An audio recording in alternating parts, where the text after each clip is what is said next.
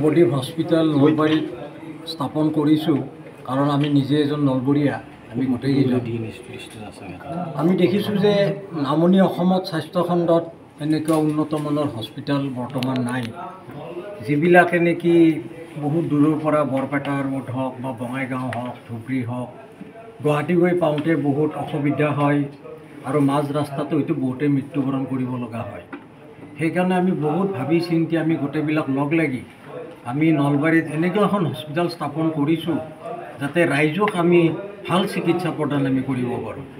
আমাৰ ইয়াতে আপোনালোকে জানে আমাৰ ভাল ভাল ডক্টৰ যিকেইজন আছে ডক্টৰ ভুৱনেশ্বৰ দত্ত ডক্টৰ সৌমেন শৰ্মা বা ডক্টৰ প্ৰণৱ অলপ বৰুৱাদেৱ সকলোবিলাকে লগ লাগি আমি এইটো এটা আমি প্ৰতিজ্ঞাবদ্ধ হৈছোঁ যে আমি নামনি অসমৰ মানুহখিনিক আমি এটা ভাল চিকিৎসা দিম সেই উদ্দেশ্যে আমি হায়দৰাবাদৰ কিমছ হস্পিটেলৰ লগত আমি টাই আপ কৰিছোঁ গেষ্টৰ ডক্টৰ আমাৰ মাহত দুবাৰ আহে হাৰ্টৰ ডক্টৰ আহে মেডাচিটিৰ ডক্টৰ আহে আৰু বিশেষকৈ আমি লৱাৰ আছামত যিটোকে আমাৰ কেথ লেব নাই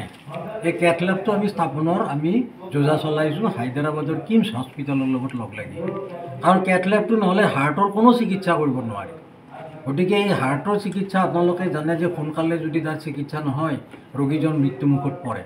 সেয়ে আমি এইটো নামনি অসমত আমি এটা ভাল চিকিৎসা প্ৰদানৰ উদ্দেশ্যে আমি কেথ লেব স্থাপনৰ আমি যোজা চলাইছোঁ হয়তো 1 বছৰ ভিতৰত এইটো হৈ যাব আৰু MRI আমি অৰ্ডাৰ কৰিছোঁ MRI চিমেন্স কোম্পানীৰ MRIও আমাৰ বঙাইগাঁৱত এটা আছে তাৰ মাজত আৰু MRI আমাৰ ইয়াত নাই গতিকে এইখিনি আমি ভাবিছোঁ যে আপোনালোকৰ সহায় সহযোগ বা নলবাৰীৰ ৰাইজে যাতে বেলেগত যাব নালাগে ইয়াতে ভাল চিকিৎসা পায় কম দৰত ভাল চিকিৎসা পায় সেইটো আমি আশা ৰাখিছোঁ আমি এই বছৰত প্ৰায় 26,000 পেচেণ্ট আমি চিকিৎসা কৰিছোঁ আমি ভাল সঁহাৰি পাইছোঁ আমাৰ প্ৰায় প্ৰত্যেকটা ডিপাৰ্টমেণ্টে বিশেষকৈ আইচু ডিপাৰ্টমেণ্টে আমাৰ সুবিধা দিছে ৰাইজক কাৰণ আইচুটো নহ'লে পেচেণ্টজন তৎক্ষণাত মৃত্যুবৰণ কৰিব পাৰে সেয়ে আমি আমাৰ যিটো আইচু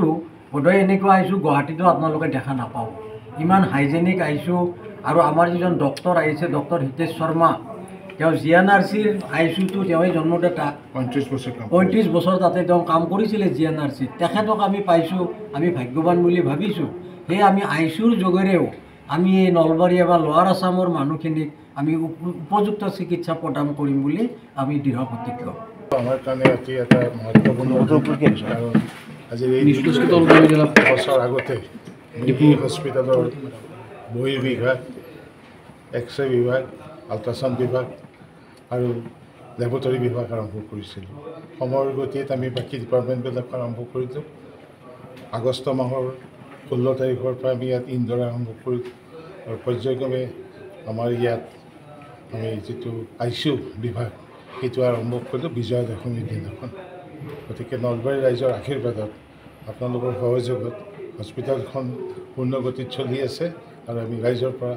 সম্পূৰ্ণ সহায় সহযোগিতা আশা কৰিছোঁ